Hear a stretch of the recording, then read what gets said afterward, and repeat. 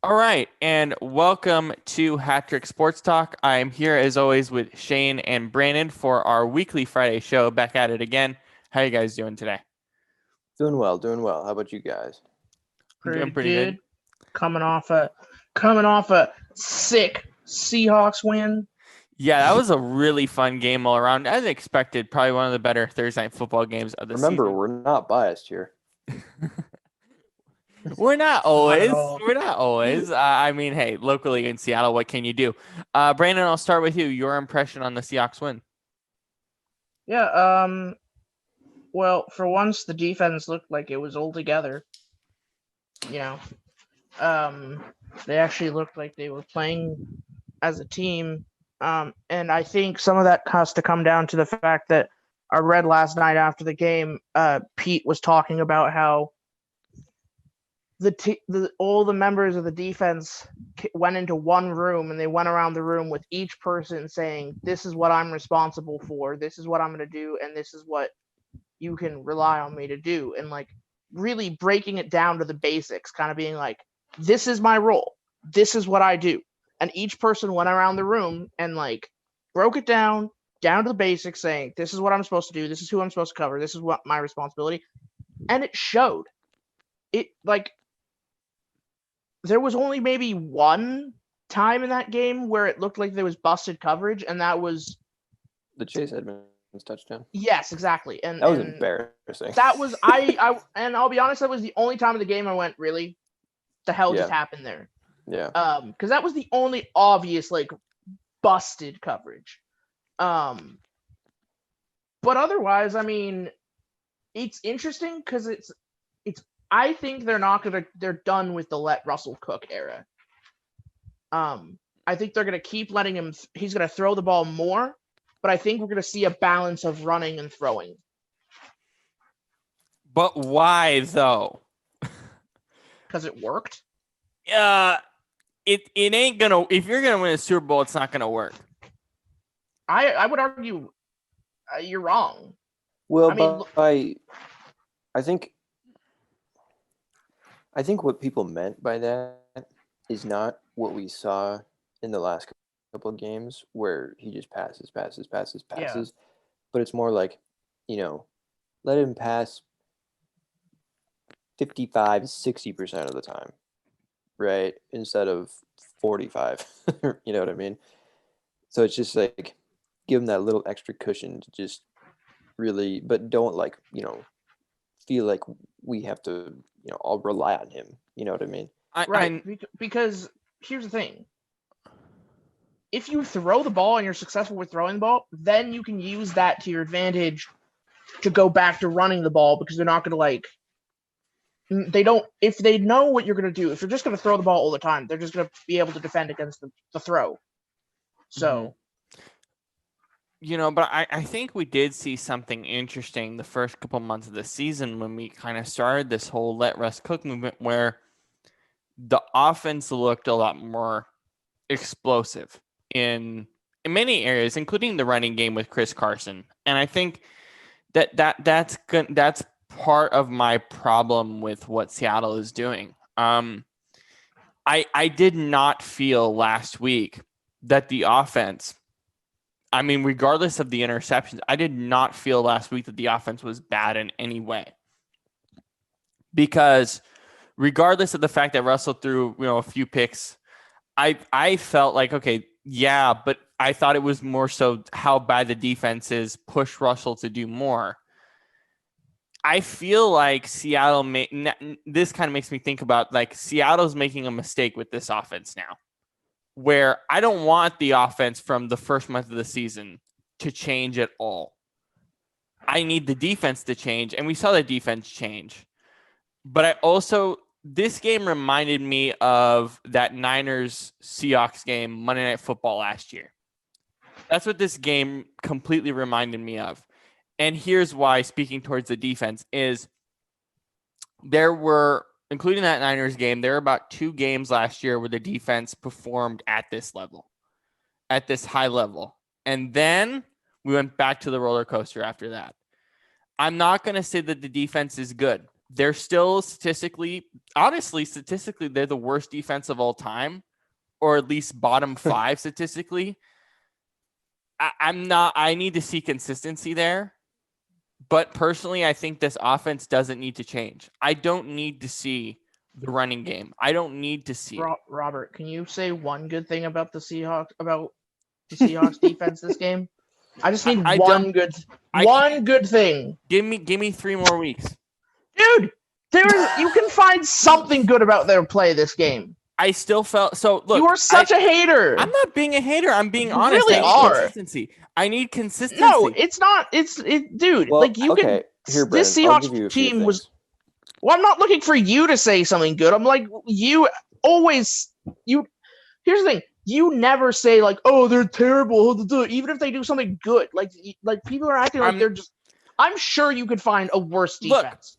Look, statistically, they're the worst defense of the last decade. I don't give a shit about stats. To be fact, I don't give a crap about stats, really. Like, I'm not gonna change my opinion on defense in one game. I will say this. Change your opinion about the Cardinals. My opinion about the Cardinals is pretty bad right now after this game. Yeah, but you said in the Sunday Post show that you thought they were going to win the division. I don't know who's going to win this division at this point. Oh, really?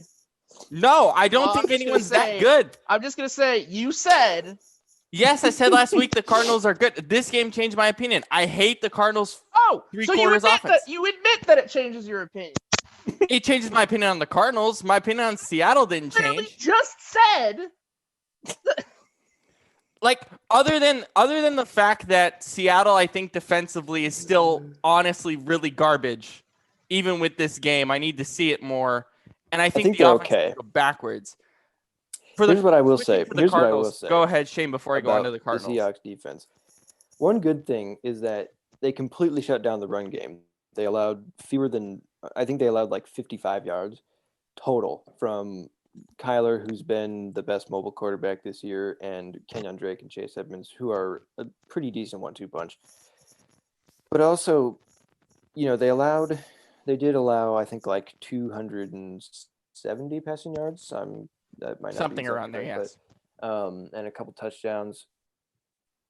But against a quarterback that is, normally as good as Kyler, and especially the threats that they have, DeAndre Hopkins, Larry Fitzgerald. I also have a problem with that as well. I mean, there are 3 pretty solid receivers. No, Larry Fitzgerald is not as great as he used to be, but he can still be effective. He had 8 catches last night. And yet the Seahawks were missing both of their starting corners. And I mean, that should have been another 400-yard game, but it wasn't. They held them to under 300. So here are a couple things I'll say. Let me just step back and sort of reframe my point here. Seattle to me defensively is clearly trying to address these issues that we've talked about every week. Bringing Carlos Dunlap, Adams is back, right? Like they are addressing these issues, and they realize that it's a problem. But I cannot change my reframe about the defense until I see it for another couple weeks. Then my opinion will change. As for Arizona, speaking on consistency, this offense has shown me consistency in the worst way possible. And finally, this game, I went, okay, this is actually a massive issue with this offense. Kyler Murray's great, but as Brandon and I talked about last night after the game, the weapons that you talk about, he's not getting the ball to them. He just isn't. And I have a problem with this offense the first 3 quarters of games. I had the problem for about a month now. And I just now realize after watching a full Cardinals game, in and out, not watching other games as I'm watching a Cardinals game, but like I had that thought in the back of my head, like this offense is not good in the first 3 quarters of games. It just is not.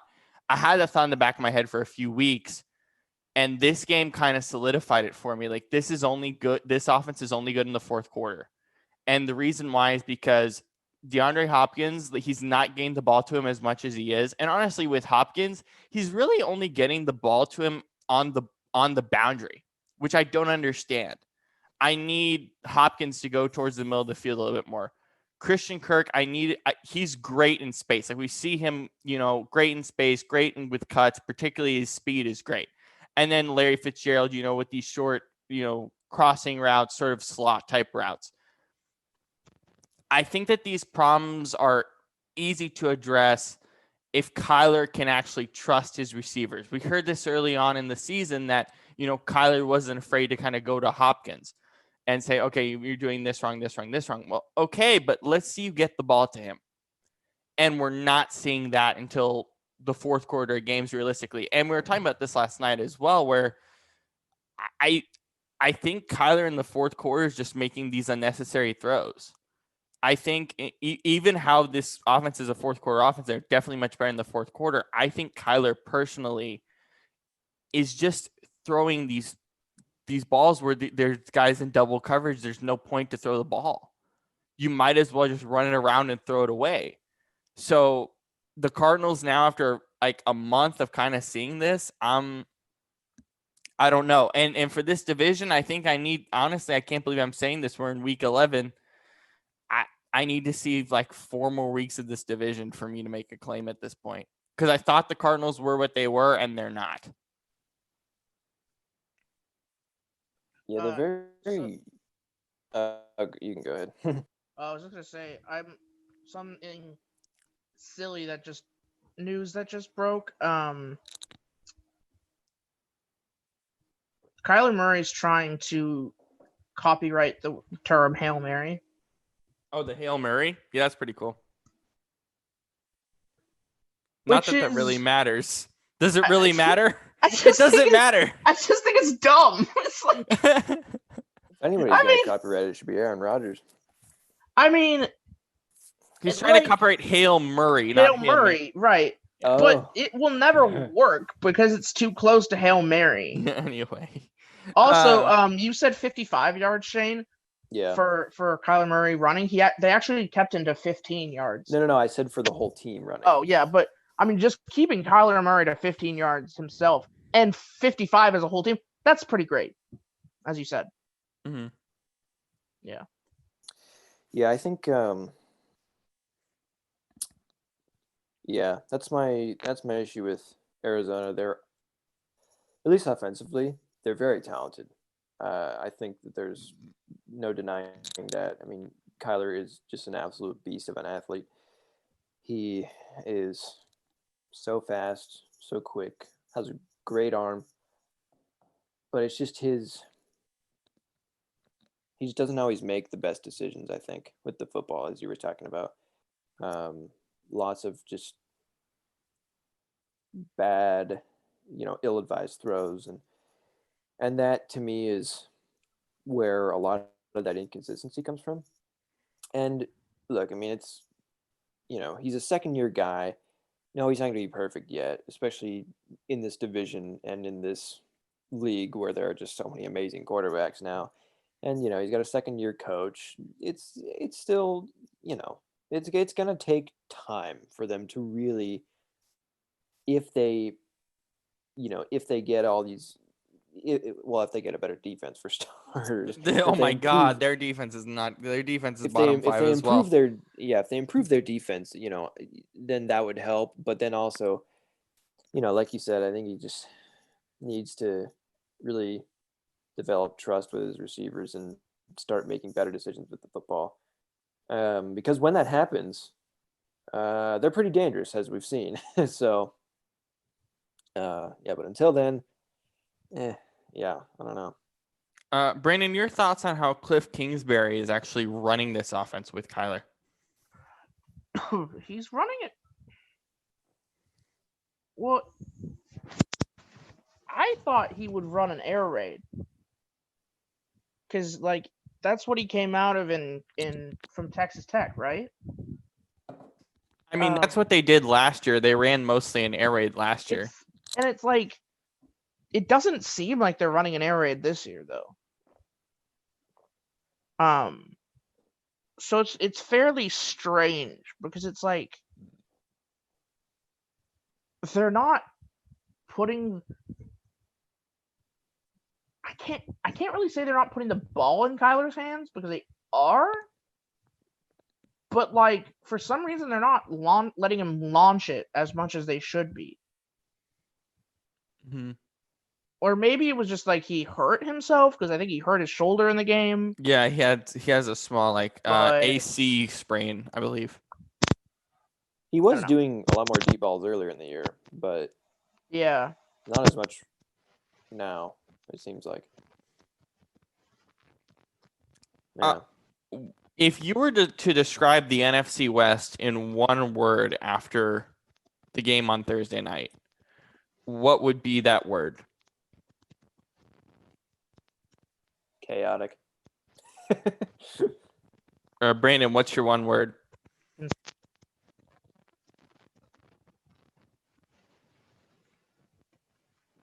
Is your mic okay? I'll take that as a maybe.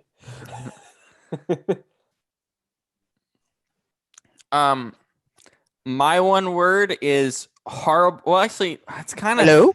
Oh, there we Hello. go. Hello. What is your one word to describe this NFC West? Oh, I said inconsistent. Inconsistent. Yeah. Mm. I kind of want to break the rules because I have 3 words. Yeah, that's fine. Or I have a comparison. You can break your own rules. The NFC East is horrible in the worst way. The Yeah. NFC West is horrible, but in the best way. Like the NFC West is horrible. Right. Like, it is just it is horrible. Every week we're saying something different about this division. But at the same time, we know that we know that 3 teams are going to make the playoffs in this division.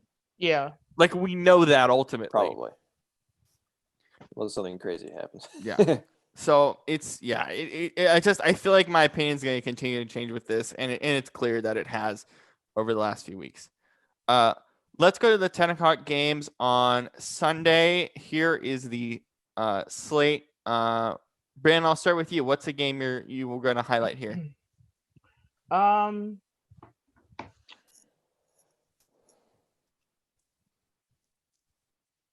Cincinnati at Washington now. Is there really anything to highlight? Maybe Titans and Ravens? Mm-hmm. I don't know. You know what I want to see? What? Falcons Saints. Just because I want to see Taysom Hill starting. God, that's so dumb. I have a massive complaint with that. Yeah. Because it's Taysom Hill? No, I think Taysom Hill could, quote unquote, start in this league, but not now. You have Jameis Winston for a reason. You paid him $2 million for a reason. I'm gonna be cheering for the Falcons because if the Falcons could beat the Saints, that'll help us out. So Yeah. No, but Shane, talk about what specifically you've seen from Taysom Hill as a quarterback, because the tape is very small. That's the thing. We've hardly seen anything, at least at the pro level. He's like in his career, he's 10 of 18. yeah. I don't think he's ever won a game, has he? Does he have a dub on his stat sheet? Well, he's never actually played. He just He's never goes in for one started. snap and Right, but usually if you take over, for a game, he's never taken over. Taking over for a really? game. He's taken over for 2. So this is all hypotheticals? Well, he's just gone in and What the heck? He just goes in for a snap, makes his throw, and then goes back to being a tight end does an air read or whatever, a read option, and that's it. I think it's really strange and bizarre that he's able to sign in as a receiver and then go back, or he can be tight end and then be the quarterback and then go back to being tight end. By the way, what a fantasy glitch this week. ESPN has him a quarterback and tight end. That's a glitch. Because he is. Because he is. But the fact that he's playing quarterback and you can play him at tight end this week is kind of insane. I mean, theoretically, he's the ultimate flex. Yeah, pretty much. I mean, he's basically the Saints flex player, basically. he should be your flex no matter. Like, except here's the problem though, because I don't know if you could put him in flex if he's going to be the QB. I mean, you can put him in flex that he's listed at tight end on ESPN. Bro, that would be the ultimate flex to play two QBs. Yo, David has him at tight end because he didn't have a tight end, so he's playing him at tight end this week. So have fun who's ever playing him in our league. Not me. But Not me. I beat him last week. I'm gonna check. He scored 170 on me. Yeah. He scored 170 on you? Yeah. He only scored like 88 on me. Oh, he's playing Vo. That's gonna be crazy. But I don't know what they're gonna do. Cause do you really think the Saints are gonna make Taysom Hill pass the ball 30 times? No, but I'm very excited for that because Will Lutz is gonna get hella fantasy points, I think. They're gonna just I feel like it's gonna be one of those situations where they get to the 30-yard line and just kick it. I feel like he'll be a Lamar Jackson type, like last year when he was first kind of starting. Not quite that good, probably, but You do have to ask the question though. Why are they not starting Jameis? That's what I don't understand. Maybe they're worried about the turnovers. That would be my guess. Yeah, but you have someone who actually has experience, and they're bypassing him for this dude. He has experience at the position. He's probably one of the better backup quarterbacks in the league. You can make an argument he's top 3, maybe even number 1. And the reality is he came in last week and performed okay. I mean, regardless of the turnovers, the guy statistically was honestly pretty phenomenal in Tampa through his 4 or 5 year career minus the turnover ratio. It just doesn't really make a lot of sense. Yeah, I mean, last year I'm pretty sure he led the league in yards, and he was 30 for 30 touchdowns and interceptions. Yeah, I think he was 3rd or 4th in touchdowns. But I don't know, maybe they're just thinking because I don't know, maybe they're just thinking, well, because they've said that they want Taysom Hill to be their franchise guy. So they're probably well, Drew, might retire pretty soon here. We don't know. Go to NBC. Yeah. So let's just let Taysom play, see if that's actually going to work, and they're probably thinking, well, at least he, unlike Jameis, he has the mobility factor, kind of the unpredictability. So I don't know. We'll see.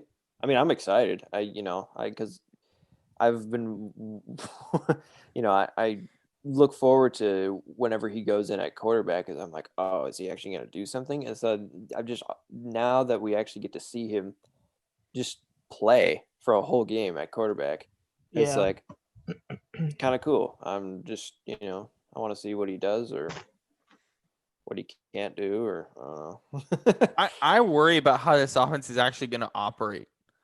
I just don't know. Are they going to make him throw 30 times, or are they just going to do this read option thing? I know Alvin Kamara is going to have a big day. I'm not sure about the rest of the receivers, so it's going to be interesting.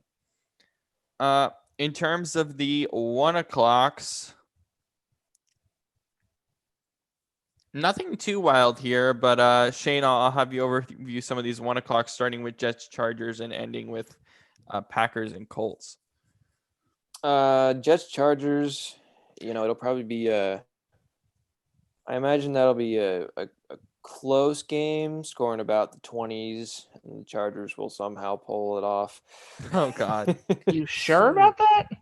You really think the Jets are going to win that game? No, wait, me? No, Brannan. No. Yeah, I really do. The Chargers. Have you watched the Chargers this year?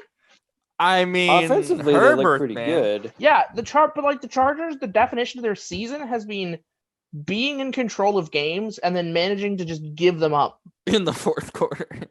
They're taking notes from Atlanta. Yeah. But anyways. What about Packers Colts for you, Shane? Because that's kind of the big game here on this. That's the one I'm looking at. Yeah. This will be very interesting. I think this will be a great test for every unit across the board. The Colts defense, they've performed pretty well, but I don't think that they've gone up against an offense quite this good yet. Maybe I'm wrong and I'm forgetting something, and then, it's kind of like on the other side, can the Packers defense step up against this Colts offense, who has been generally pretty good, but I think that they're a little bit held back by Phillip Rivers. Not that he's bad, but he's just, he's older. He's not. He's the least mobile guy in the entire planet. It's other than Tom Brady. Well, I don't know about that one. But yeah, and so I think there is a bit of a ceiling there. Whereas the Packers offense, they've really been thriving. I think it'll just be really, it'll just be a great test for both of these teams to see if they really are legit. You know what I mean? Mm-hmm.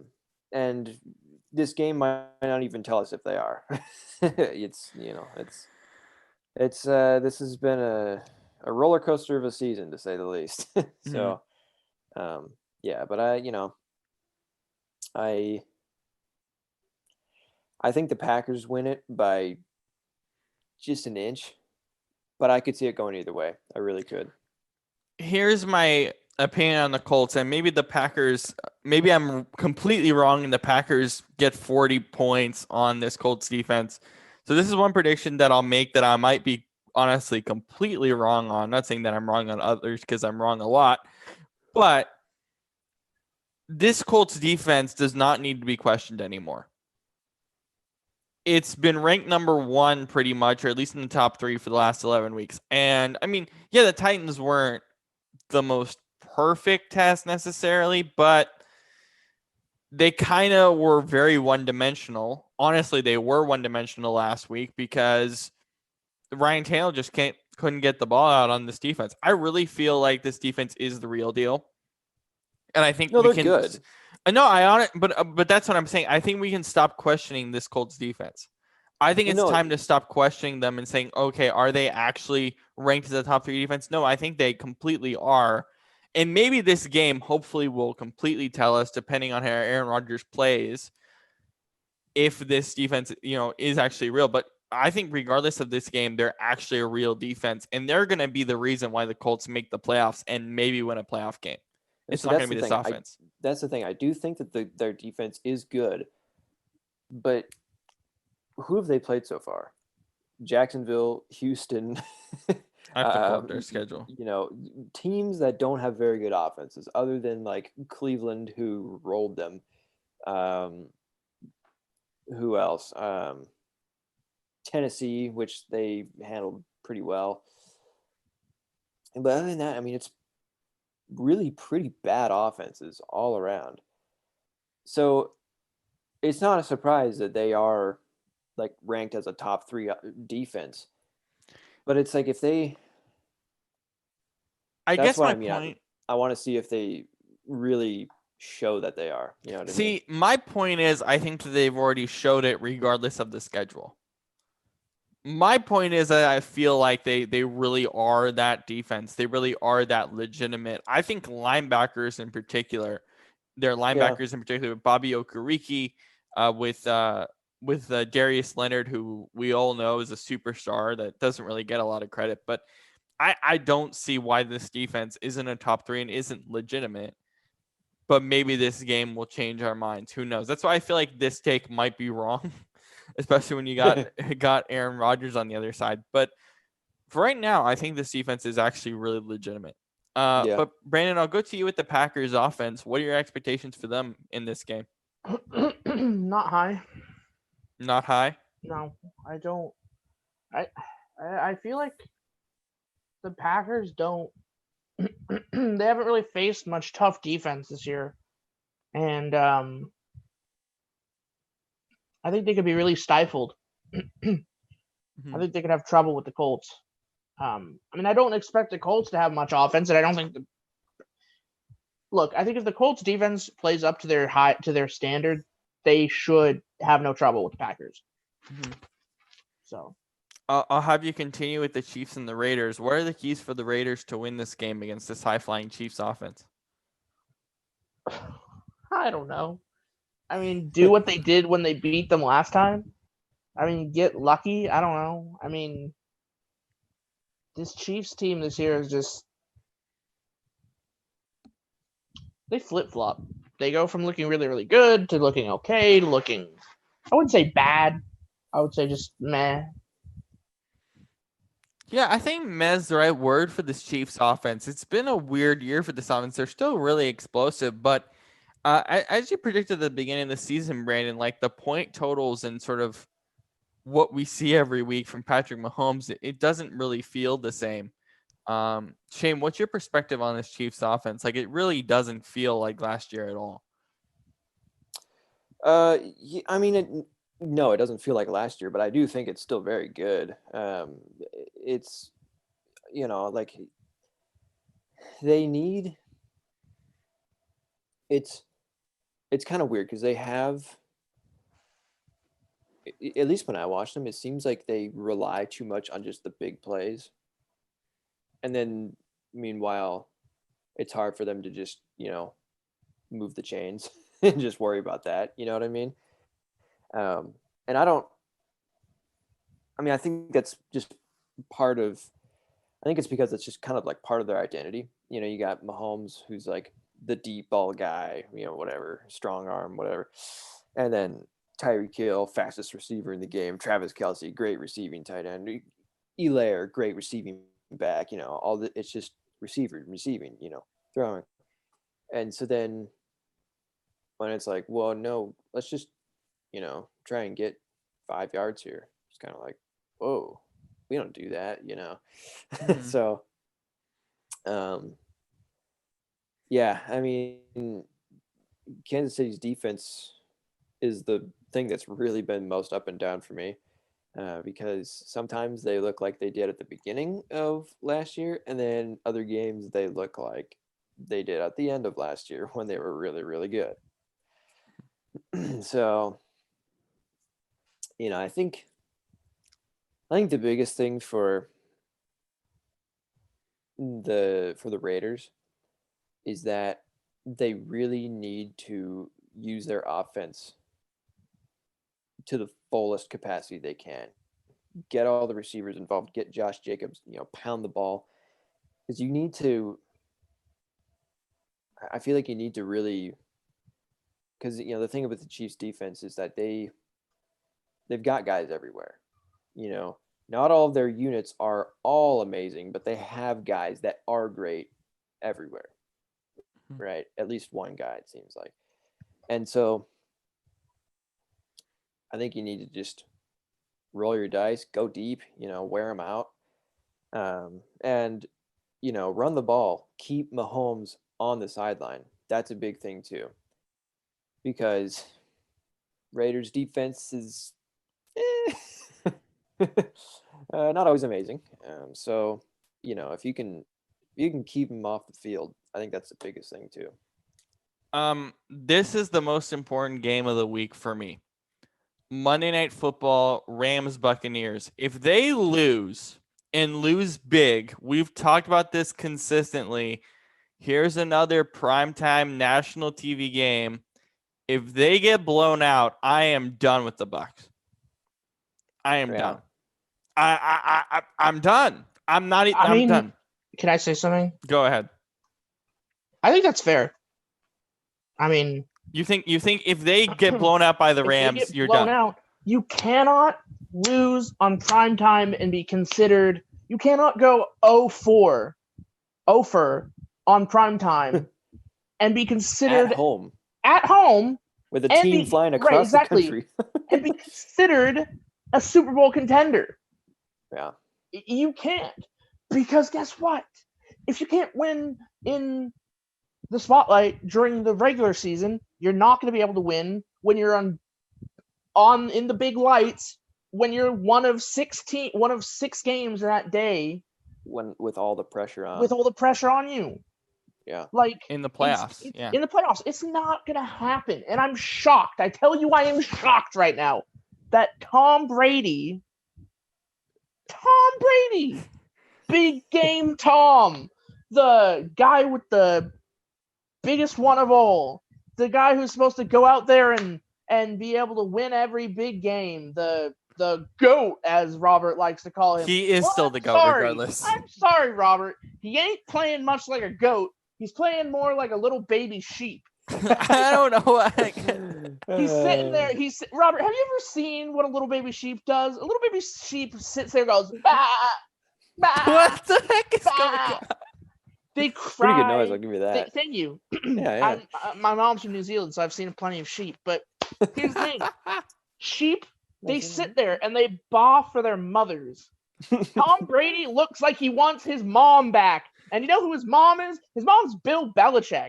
He looks like he wants Belichick back, my dude. Like, he's sitting there, he's like, I don't know what I'm doing here. And it's ridiculous because he has pieces. He has the best receiving core in the league. 1 second, Shane. We thought he would dominate this year. We thought he would be like out there slinging, being the gunslinger, be like, oh yeah, I got all these pieces now. I didn't. Before you go, Shane, here's the biggest thing with the Bucs. He came to Tampa Bay because, in New England, I mean, even now in New England, they don't really have receiving threats. But he's like, if I'm going to beat Patrick Mahomes, if I'm going to find a way to win in the Super Bowl, I need to be this high-flying offense and have all these pieces. He has, honestly, you could make an argument, the best pieces in the league. And yet, honestly, a Sunday afternoon game, it looks fine. It looks good. We've been happy in certain pieces with this team, particularly in both their matchups against Carolina. Not the best measuring stick, but still, we've had some weeks where we felt a bit more confident about this team. But primetime, it's the same message over and over. But what's your thoughts on the Bucs, Shane? Well, everyone in the offseason was saying that they were going to win the division and win 12, 13 games. And I just never believed it because, yes, they got Tom Brady, which is obviously a huge upgrade from Jameis Winston. But they still have the same personnel around him, right? And for the most part, of course they brought in a few other guys, drafted a couple good guys, but I think the biggest thing here is that it's the culture. Honestly, I don't think Brady fits in with that organization because they are, the Tampa Bay is very loose, very fun. They get off practice at 3 and go have cocktails on the bay in someone's yacht. No, seriously. I mean, it's like, right, yeah. And Brady, I feel like wanted that because, I mean, Belichick is, kind of a grouch, or at least he was. He seems to be kind of nice and cheery now. But besides that, it's Boston is cold, it's rainy, it's angry. It's not a fun place to be if you're someone like him, right? So for that reason, it's like, yeah, I get it, right? But then he gets to Tampa, and I mean, yeah, it's fun, but it's like, where's the discipline? You know what I mean? Because, like, you look at Tom Brady on the sideline. What's he doing? He's always yelling at his teammates, and it's that Boston New England thing that's always done, and just bashing his helmet and whatever. It's interesting because we've had the conversation about how Belichick has loosened up and he's fun and he's wearing cutoff shirts now and he's doing Subway ads. He's doing Subway ads and he's being chill and he's being loose. He's got his nice dog. And right. And he turned into a dog during the draft. Which is still the funniest thing I've seen all year. I love that dog. But here's the thing. I think we all agree that it's not. We all thought it used to. We used to think Belichick was the grouch, and he's the reason why that it was such a grouchy environment. I think it was Brady. Yeah, I'm I starting to think feel that too. Brady is just he's got a stick up his butt, and he doesn't know how to have fun. And sorry to be so graphic, but like, this is one of my problems with Brady. He's like, yes, he wins, but like, at what cost? I think that's the thing about him. Like when you watch stuff with him, non-football related, he does seem like a pretty fun guy. Right. He's The Gronk Brady stuff that they do on their YouTube page is so ridiculous. Yeah, or like with Or like Ted. when he was doing like Ted too, or when he was doing the golf tournament with Peyton. They're joking around, whatever. Right. Yeah, okay, he's cool, whatever. I'd hang out with him, sure, why not? But then when it comes to football, he's just like some freaking drill sergeant or something. It's like, okay, you can calm down, pal. Yeah. You're still making your millions. Which is interesting. Which, I mean, I guess I can kind of understand it, considering like that's his job, and like he's on such a high pedestal at this point that like if he slips up once, people are waiting for him to like fall to earth. And it's a very similar way to how like people were waiting for Peyton Manning to fall to earth, except Peyton Manning was actually likable.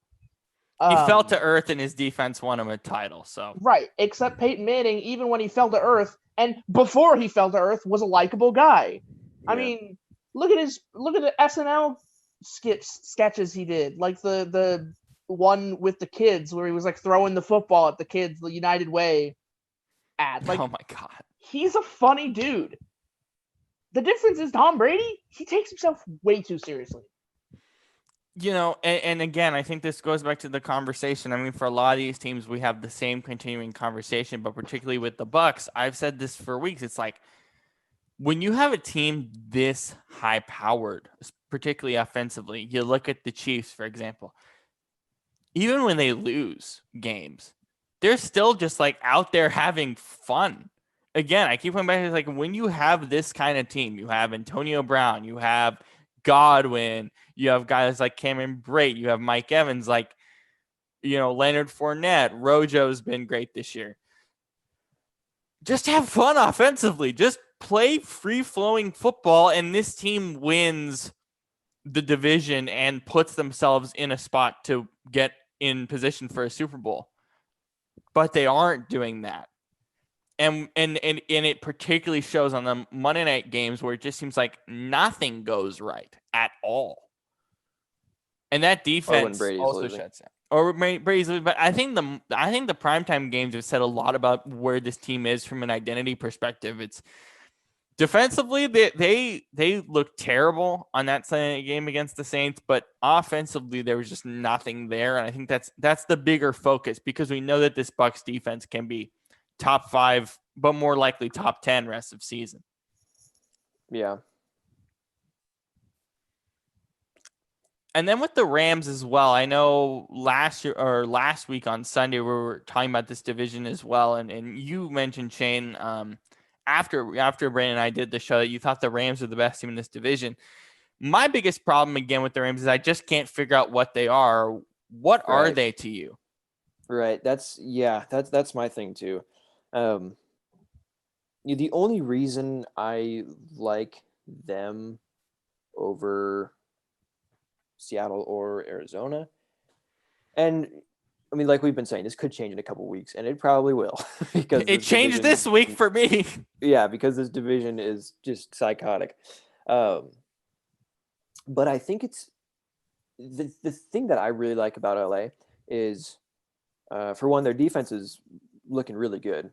I mean, they're top probably 5, 6 in the NFL. Their front seven, or particularly the defensive line, is really good. Obviously, Aaron Donald, it's going to be good no matter what. And their secondary is really stepping up. And, in terms of offense, they have – what I really like about their offense is that they have so many ways to attack you. You know what I mean? They can go I mean, it's no secret I'm not the biggest Goff fan. I mean, he's great as a person. I don't mind that. But just as a player, I don't, I think he's okay. But in Sean McVay's system, I think, he works pretty well. I mean, the stats show that. Okay, What? the puppet jokes Oh, are back said again. Are you puppet. kidding me? Well, No, that, it's not a joke. It's legitimate. It's yeah, not a joke.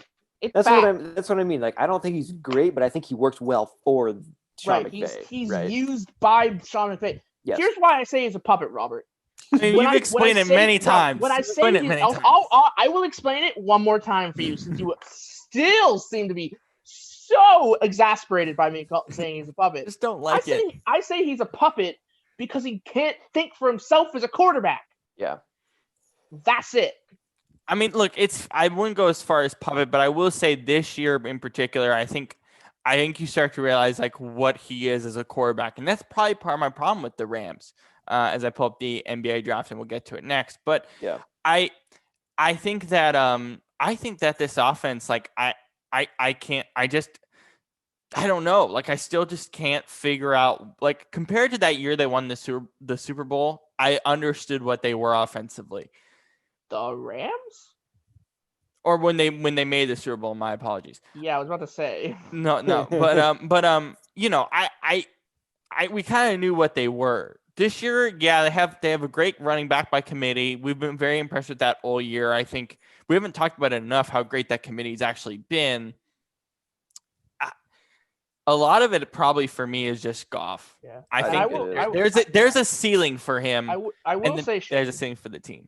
I will say, think about this: the Rams, they lost to the Dolphins. Well, Dolphins are good. Don't get me Dolphins wrong. are good. Don't get me wrong. I like the Dolphins. They're good. But like, just hold your horses on the Rams being like better than the Cardinals or the Seahawks. I'll just say that. No, I don't think that they're like better. What I mean by that is if I had a gun to my head right now saying pick one, I would just go with the Rams because like right now at this moment they impress me a little bit more. I mean, I guess it's fair because like technically right now in terms of like weighing all the three of them, like the Rams and the Seahawks and the Cardinals are kind of like neck and neck, and then the Rams are technically like just a little bit higher because they did beat the Seahawks. But like I feel like if the Seahawks played like they did against the Cardinals, against the Rams when we play them, we will beat the Rams.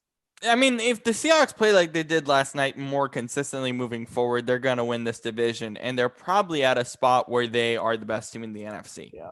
The one thing about the Seahawks is that they have the easiest remaining schedule in the entire NFL. Yeah. So that may skew things a bit. Let's get to the NBA draft. Let's go winners and losers for the NBA draft. Let's start with losers, actually. Charlotte Hornets drafting LaMelo Ball. Brandon and I were shocked. Brandon, I'll start with you. Why did the Hornets take Ball? So I think I gave you. I think I put it in the chat. I think the sort of explanation that I gave was like, it's kind of like the Hornets went with the shiny best piece left on the board that like everybody was saying like, oh, LaMelo, he's the best piece left on the board. The Warriors drafted for need. That's the difference. I thought Wiseman was the best prospect in this class. Well, like, but here's what I mean by that, right? The Hornets listened to the media. They listened to what the media was saying. Like, they were just hyping up LaMelo, saying like, oh, you should take LaMelo. He's gonna be so good, yada yada yada. Whereas the Warriors were like, nah, we're taking this guy who can play really well. He will fit. He's a need for us. So LaMelo angered me for a couple of reasons. Now, the main problem with this draft, I mean, it didn't really show itself as much in the first round as we went through it, but this was a guard-heavy draft. Yeah. And again, as I mentioned in the chat, like we have so many good guards in this league anyway. It's hard to put yourself on that spot right now with the amount of guards in this class. There wasn't like an a real top prospect. Some people had LaMelo. I had Wiseman the whole time, pretty much. Edwards. It was literally all over the place. And I think this draft, we'll go through a couple of more picks to kind of showcase this. But they have, they have point guards. They have Terry Rozier, and oh my God, I'm forgetting the other guy's name, but the guy from Kansas. But either way, like they have guard play already. They have two. Devontae Graham. There we go. They have two guards already. They needed a center. I mean, there were some guys on the board here who are power forwards that could play center for them if they wanted to go smaller. Drafting LaMelo does nothing unless you are thinking of trading Terry Rozier, for instance. Right now, drafting him does nothing. Yeah, it's just a flashy pick. It doesn't do anything. Because we don't even know how good he's going to be. I mean, some teams had LaMelo as undraftable. Some teams had him in the top 3. Some teams had him in the top 20. Like, he was all over the board. It was a hype pick, and honestly, it was just unnecessary. I didn't like it at all. But Shane, what are your thoughts on LaMelo? I know that you've seen his story with the whole Ball family and all that, but like, do you think that some of this is just a hype train thing for you? It could be, because I mean, obviously the fact that he's coming from that family, right? And I mean, he's not. My issue with him is that he's still very young. He's only 19, right? Yeah. Yeah. But I mean, I don't know, just looking at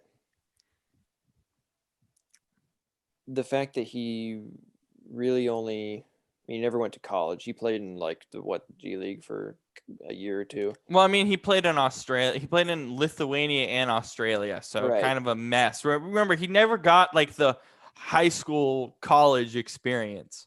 Yeah. So that's a huge thing. Yeah.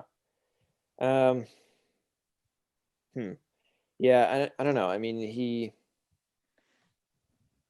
only, I'm reading here right now, last year he only had 17 points per game, with oh geez, what happened to it? With 7 rebounds and 6 assists, which and also his 3-point percentage is 25%. Really bad. Yeah, he's not a 3-point shooter. Yeah. But the thing is, like, for a point guard, especially with his height, I mean, that's I don't know, that's not ideal. I think you'd be much better as a small forward or something. Or maybe even a power forward if he was a bit bigger. But yeah, he's not though. He's a straight point guard. I don't know. Let's get through a couple of the other ones here. There's not as many L's. There really were not a lot of L's here in this draft. I liked Anthony Edwards. A lot of people said Patrick Williams was an L. I don't think it's an L. We didn't know too much about him, and that's part of it as well. The Bulls were trying to trade back. I mean, he's not technically a top 4 pick. I don't mind Patrick Williams because the Bulls took a need at small forward. And yeah, he might not fill this potential. I don't know, but I don't see it being a bad pick. I really don't. I don't think that it's the most questionable pick ever. People were comparing it to the Anthony Bennett pick when he went number 1. No, I really think they just filled a need and they liked Patrick Williams. Yeah, maybe schematically it would have been better drafting him at 7, but I don't have a problem with it. Another just in general W here is the Knicks drafting Obi Toppin. Here's another one where court of public opinion is pretty rough. This to me is a massive L, or excuse me, a massive W. I think it's a massive W. I think, yeah, you could say they needed guards. I don't think so. I think they need to stay away from guards because they haven't drafted guards very well recently. I mean, how well the Knicks drafted anyway. Obi Toppin, yeah, high flyer, but he was the best player in college last year. In this kind of draft, I think you just take the best player in college and move forward. Yeah, I was a little surprised that Obi Toppin fell like he did. Mm-hmm. I thought he would go like 4th, but I guess some teams drafted for need and some teams drafted for splash. But and then 12, Tyrese Halliburton, he fell tremendously. The Knicks got another guard. They don't necessarily need guards, but when a guy like that falls, a guy that good falls at 12, you pick him up. So that's another W. I'll go to you, Brandon, and talk about some of these Washington kids, starting with Isaiah Stewart going to I think Pistons got a really good deal, got a really good pickup with Isaiah Stewart. Big dude, really good work ethic, really good kid, big guy, like very typical Pistons. Like I would have thought he's the sort of player that would have been on like the 2000s to 2004 Pistons team. Very big, very like tall. The only thing I worry about is he had a problem with fouling out in his last year at Washington. He would score a lot and he was really good at defense when he was on the court, but there were a couple times where he fouled out in key games, in key moments. So he's going to need to find someone who can help him, I think he would have been better staying in college for another year. Yeah? Yeah. You felt like that even with this draft? Just to refine his skills a bit more. Because the size and the talent, I think, is definitely there, right? But it's just, especially for is he going to play power forward or center? He's gonna play power, but they could. I think what's gonna happen in the future is Isaiah Stewart goes to power and Christian Wood goes to center. Okay. For the Pistons long term, I would think. And then if Wood stays there too, by the way, yeah. Christian Wood might leave. So this might be like we're thinking Wood's gonna leave, so we pick up Isaiah Stewart. And then the other guy to talk about is Jaden McDaniels. Timberwolves, by the way. He was drafted by the Lakers, and he's being traded to the Timberwolves. I got it mixed up, actually. My bad. Isaiah Stewart wasn't the one who had problems with fouling out. It was Jaden McDaniels. Mm-hmm. He had problems with fouling out. We talked about this during the draft, Robert. I don't know who on the Timberwolves is going to be able to give him that leadership. Yeah, I don't know. Maybe Ricky Rubio? I think Rubio, man, with that trade, by the way, him going back to Minnesota. Yeah, I mean, it's a good. I mean, Jaden McDaniels. Look, if he can get his head together and the kid, he's really good. I mean, he puts up lots of points, and he's a both-way player. Same with Isaiah Stewart. I mean, it's very interesting. Like Washington, we're not exactly doing well as a team overall, but we're producing good star players. Mm-hmm. So here's something interesting to talk about. This is breaking news, sort of, or kind of today. Desmond Bane, who was drafted by the Celtics, reportedly being traded to the Grizzlies. He is being traded to the Grizzlies. And the trade that's being done is a 3-team trade. Portland has acquired Enes Kanter from Boston. Mm-hmm. Memphis will get Mario Hezonja from Portland and 30th pick Desmond Bane. And Celtics will get a future draft pick from the Grizzlies. It's a weird trade for the Grizzlies. I don't think they got too much out of it. It's a great trade for Portland. It's ridiculously good. Enes Kanter is perfect for them. And he tweeted out, "Glad to be home." Yeah, it's good to have him be back. He obviously enjoyed his time in Portland, and they really needed a guy like him. So I just like how Portland and their offense uses their big men. Yeah. And Enes Kanter just fits that mold so well. Obviously, we saw in the past, but like how they use the big men, like they used They used Hassan Whiteside in a really good role. I think they just put big man in that offense who are good at certain skills and just gets them to be successful very quickly. Let's go through a couple of these other draft picks. Cole Anthony to the Magic. He fell particularly because UNC, they weren't going to make the NCAA tournament. That was a bad UNC team. That was one of the worst UNC teams we've seen in a long time. I don't think you put any stock in this guy's UNC career, which hurt him a bit, I think, him falling to 15. I don't know what his role is going to be early on with this team, but long term, I think he has a lot of potential. Sixers were a huge winner. We'll get to that Al Horford trade, but Tyrese Maxey at 21. I think they also got another great guy at, I believe, 46.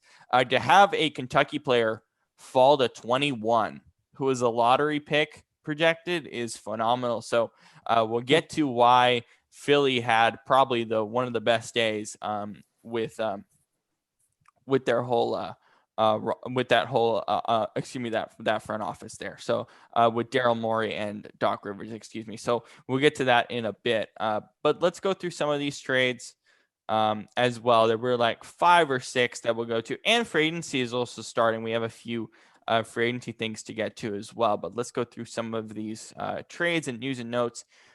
Drew Holiday to the Bucks for 3 first-round picks. I like this move, but it clearly shows that the Bucks are at a spot where it's like, we need to win a title or Giannis is gone. Brandon, do you feel that way with them giving up 3 first-round picks? That seems like a bit of an overvalue. Yeah, I mean, it's pretty. That's what it tells me, because it basically tells me that they need to win, or they're gonna try or Giannis is gonna leave, because he's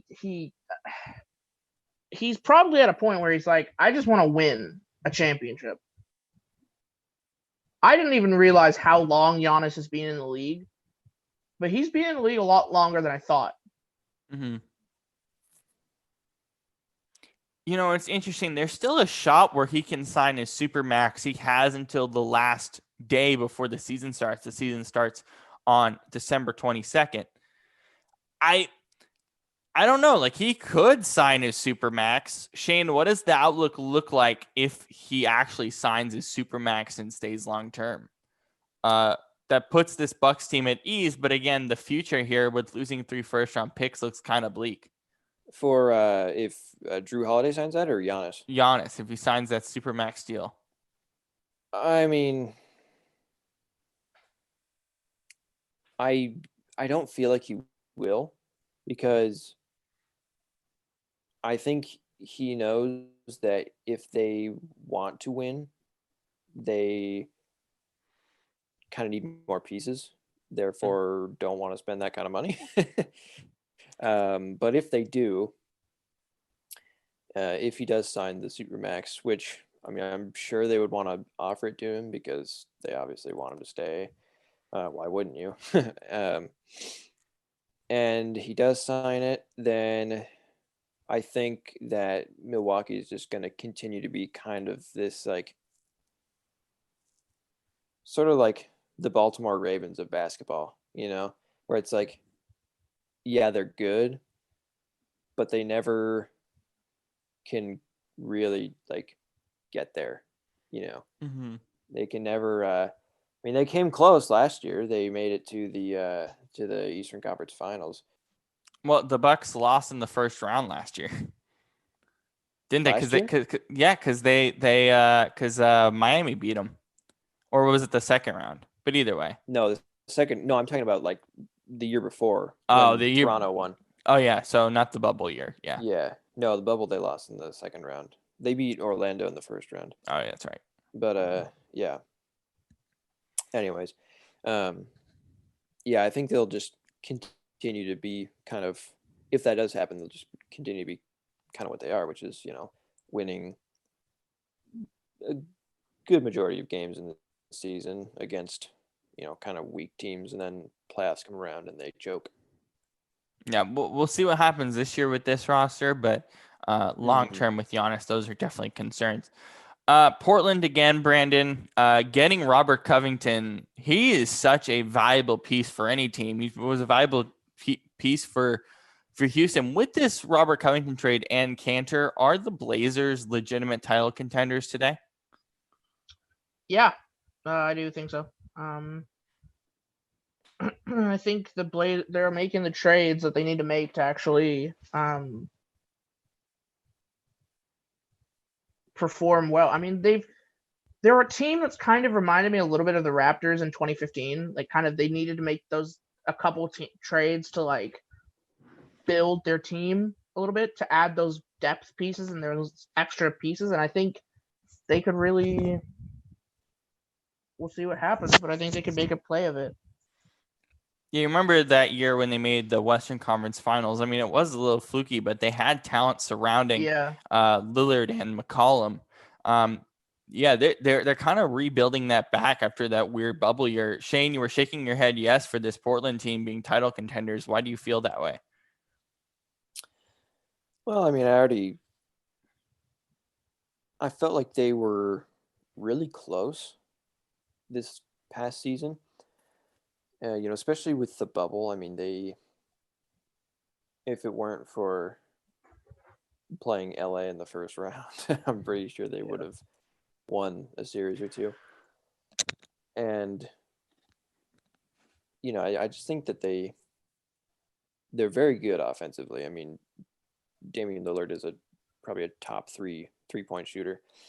And then, I mean, they just are stacking up guys, CJ McCollum, Carmelo, and then now I felt like they just needed defense, right?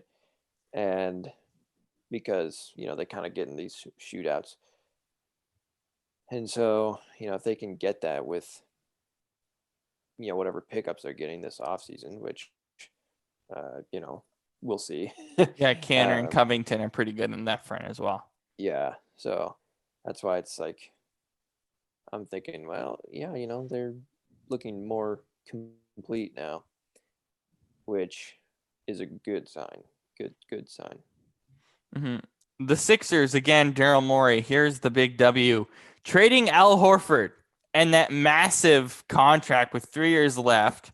Now, obviously, you still have Simmons and Embiid, and we'll figure that out. Harden could potentially be in that mix, of course, and we'll see that over the next few days if that comes to fruition potentially, although I think Brooklyn is more likely at this point.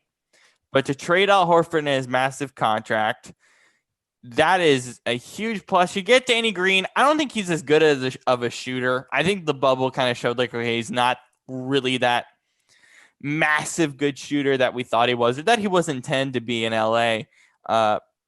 But man, to get rid of that Al Horford contract, and you still have Tobias Harris on a big deal as well. They clearly didn't work together at all. To get rid of that money, and the Thunder, who are clearly in a rebuild, what a downfall for them at this point. But dang, it's so impressive to find a team just to take on that salary. Brandon, go ahead. You know what's interesting about this? I think this is finally where the curse of the Sonics has taken them. They finally crashed at the bottom. It's just like this roller coaster from the time they stole the Sonics, and now they've finally fallen off the cliff, and now they've just crashed, and the train has exploded, and there's fire. They didn't steal them; they bought them. Well, okay, fine. The owners stole them by yes. You know what I mean, Shane. I mean, I don't want your nonsense. I don't want to hear it, Robert. I don't want to hear it. They could still be a playoff team. I don't want to hear it. I don't know if they will, but they could still be. But here's the thing. No, they're not going to be a playoff team. They're basically Al Horford. They did a fire sale. Al Horford, Shea Gilgeous-Alexander. I don't know if they'll make the playoffs. I mean, the West is brutal anyway, so probably not. But there's pieces there. My point is, they started out so high when they left Seattle, and now they've gotten to the point that I was hoping they would eventually get to, which is hopefully back where the Sonics were before they left Seattle, which is a trash team where maybe they can stay. But that's just, I'm not biased at all. So, Shane, your thoughts on the Sixers finally getting rid of some of that big chunk of luxury tax money? Yeah, I think it's kind of the necessary thing for them to do because I think they're definitely sort of heading for this rebrand, if you will, where they've got new guys that are gonna, it's like they want to kind of start over and bring in new players that are gonna build up a good culture instead of just having this terrible situation with all that. We don't need to go into details on that, but We've done it plenty of times. yeah. If you can get some good guys who can build chemistry with the people they have there, especially with Doc Rivers as a coach, yeah, things look pretty good for you, I think. Maybe not this year, but in the next couple of years, yeah, I could see them being not that they aren't a playoff contender, but I could see them being, in that mix with like, Miami, Milwaukee, whoever's going to be good in the East, if they can execute, that is, and bring in these guys. So. Brandon was right when we did our post show on Sunday. Chris Paul did go to Phoenix. We did talk in detail about why this trade is great for Phoenix. Shane, what are your feelings about this deal? Chris Paul and Devin Booker together. Phoenix are finally looking like, hey, we want to make a playoff push here. Yeah, I think they're definitely a playoff contender with this. They came really close in the bubble, really, really close to sneaking that 8 seed. They couldn't pull it out in the end, obviously, but I think they surprised most of us, and they certainly did surprise me. And I think if they can just get over that hump of playing good in the first half or in the first month, and then kind of crashing and burning, I think now if they have this veteran presence, they can stay motivated to keep going or whatever it is that they need to not crash and burn. Right. I'm not saying that they have to play at their freakish level that they do in the beginning, but just, at least maintain a good record, right? Instead of just falling off the face of the earth. And I think Chris Paul is perfect for that. I really do. He's a great player and a leader. So, yeah, I'm really, really looking forward to seeing this team. Yeah. A team that has now put themselves in just an injury hole is the Golden State Warriors. Klay Thompson, after rehabbing that ACL for what was it, like it felt like 2 years or something like that, now suffers a season-ending Achilles tear, which is even worse in terms of rehab. So prayers for Klay Thompson. The Warriors ended up getting Kelly Oubre, which is great. I love the young pieces on this Warriors team, but this is Curry's team ultimately. Brandon, are the Warriors on a playoff bubble basically, where it's like we're not even sure what they're going to be yet? Because for me, that's kind of how I feel with Golden State. I think Golden State kind of needs Klay Thompson to be really good. Without Klay Thompson this year, I think they're not going to have much luck. Yeah. Shane, your thoughts on Golden State this year? Yeah, I mean, I think they'll be better than last year, obviously, of course, after the draft. But, it's at least they have Curry back, which does help because, I mean, he's kind of like the fire of that offense, But, yeah, I don't know. I mean, I'm kind of with you, Robert. I need to see, what they actually do. I don't want to jump the gun and say, oh yeah, they'll be fine, or Yeah. Say, oh no, they're gonna suck, because I mean, you never know with a guy when you got Steph Curry in the building. Yeah.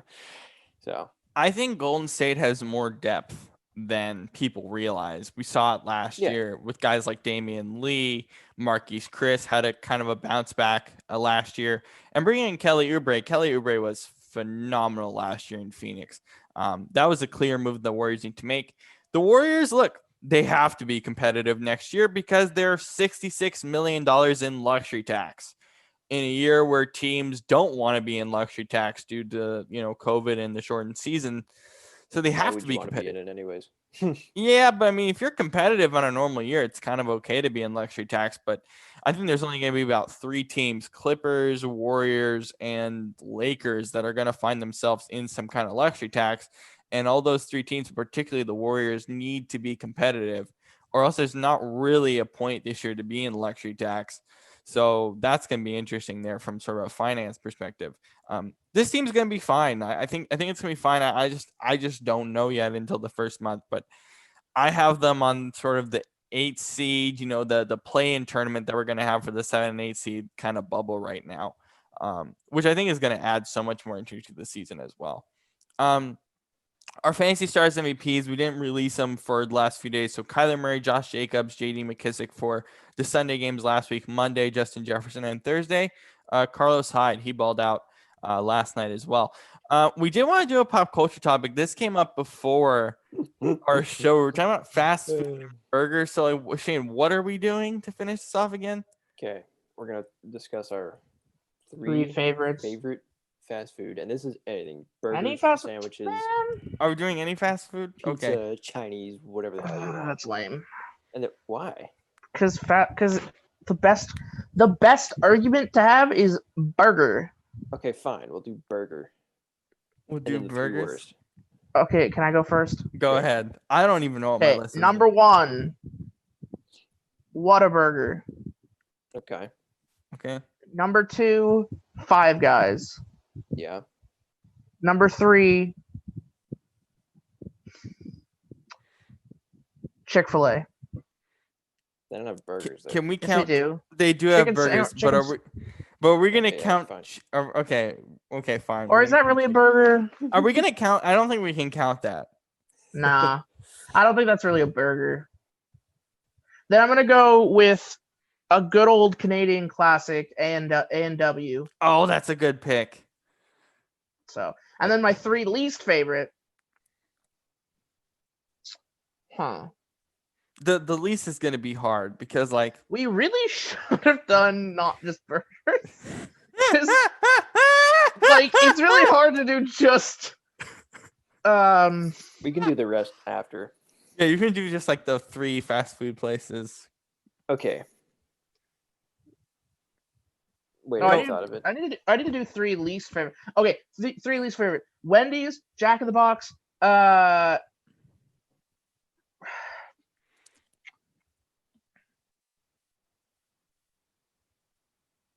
McDonald's. Back to me for McDonald's. I think McDonald's is pretty good ones. It's kind of like Burger King. Okay. Burger King. They got pretty trash burgers. Now here's where we're gonna disagree. For burgers, Burger King is in my top 3. Wow. I love the Sourdough King. I don't know why. It's just great. See, I'd have them.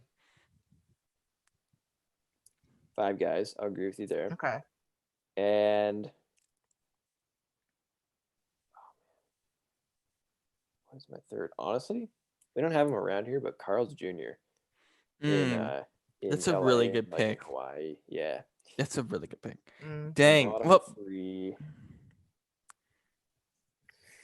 burgers make this so much harder for me, but Bottom 3, I would go. Yeah, I don't know. I'll have a bottom 3 for everything, not just that. Okay, go fine. ahead, Robert.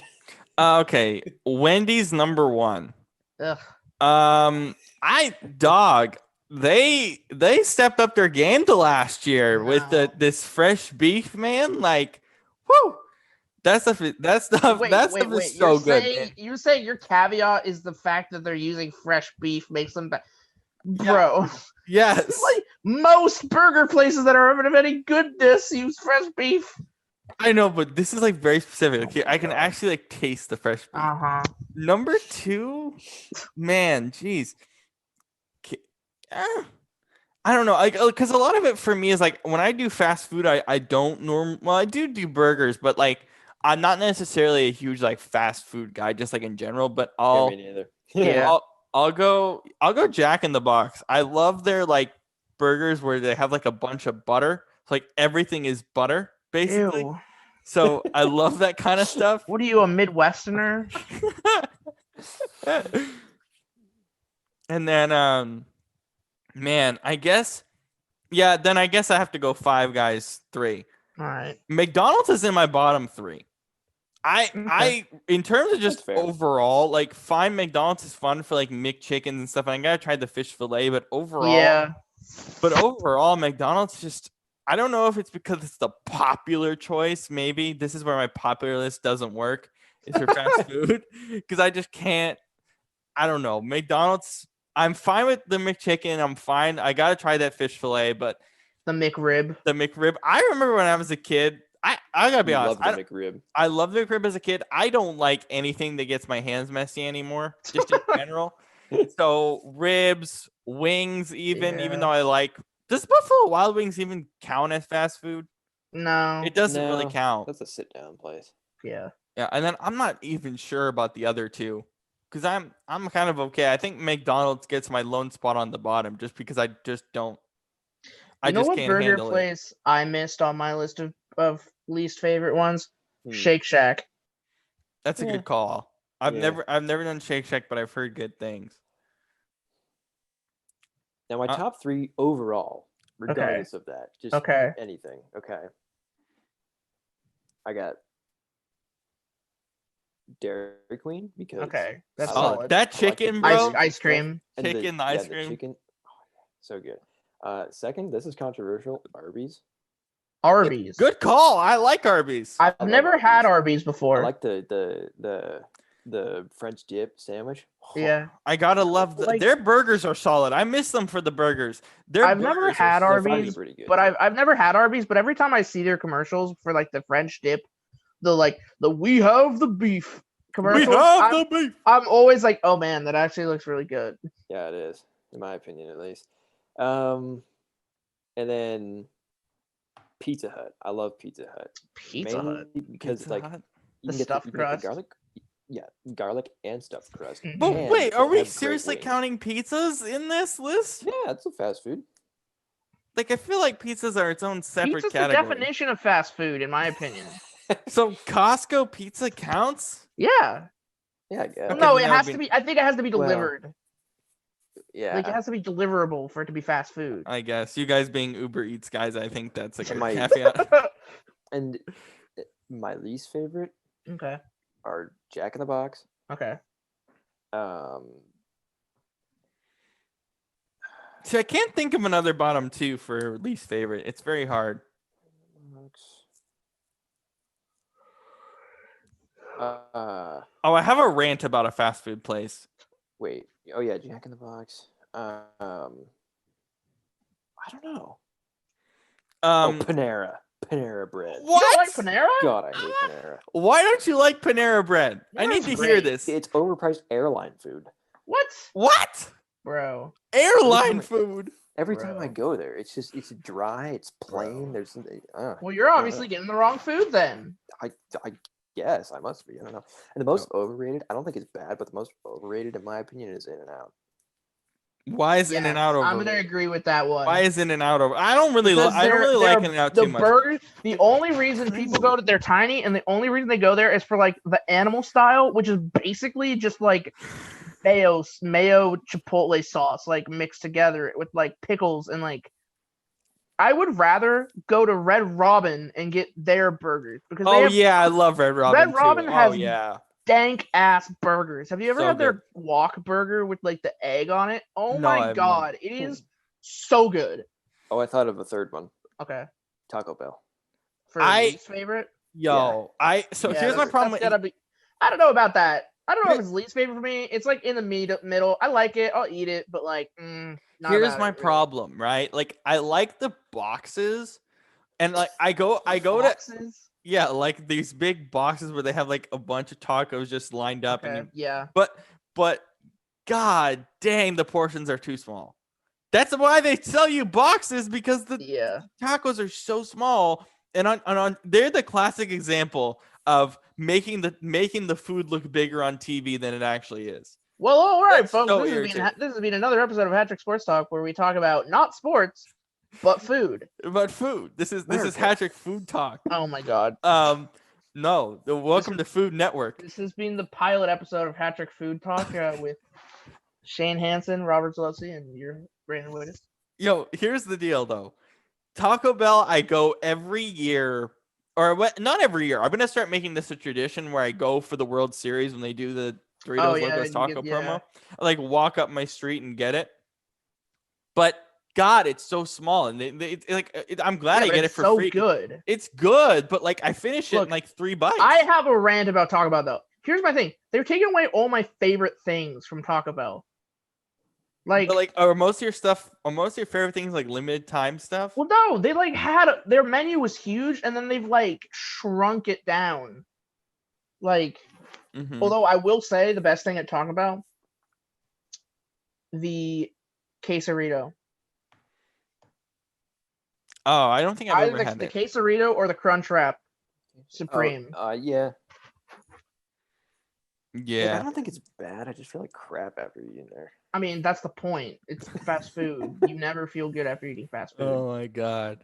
Do you guys have any Uber Eats stories since we're making this a food portion of the pop culture topic? I don't think we've ever done food. Other than when somebody says, wait in your car for the delivery, and you text them and say, oh, I'm here, and then you're waiting for 10 minutes, and they never come out. And then they act scared when you're there, and they're like, hello?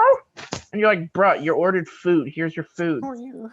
Like, you're a food delivery person? Your Chinese takeout? Now my car smells like MSG. Okay. Why are they so nervous? I don't know. Well, I mean, you're technically a stranger, but you're ordering food. They know I was coming. Bro, it was so funny. There was one time when they told me to put it on their porch, and their porch was huge. So I put it and they had steps leading up to the porch. So I put it at the right as you get to the top of the steps. I put it on their porch and left. So it's 5 feet from their door, but it's on their porch. So I was like, all right, it's on their porch. Before we go, we do have some breaking news. We have a few stuff now.